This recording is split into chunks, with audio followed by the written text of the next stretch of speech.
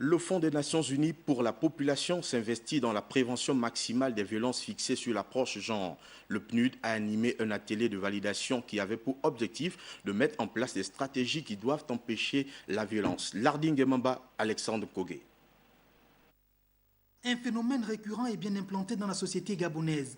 Les violences basées sur le genre deviennent aujourd'hui une préoccupation des autorités, mais aussi des institutions internationales.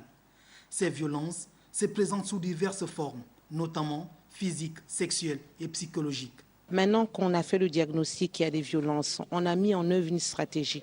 Il est important, notamment pour les acteurs de prise en charge, pour les acteurs de la prise en charge, que ce soit médicale ou de la prise en charge psychosociale, de se mettre d'accord sur des normes, qui fait quoi et où et comment. Et c'est ce document que nous procédons à la validation aujourd'hui.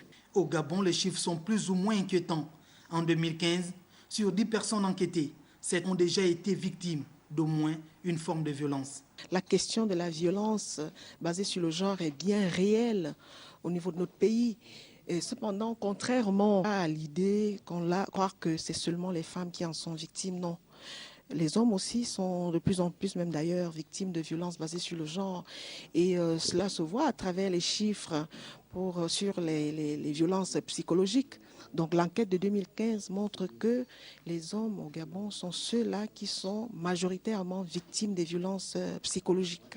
En ce qui concerne les violences physiques, on est quand même à un taux chez les femmes de plus de 57%.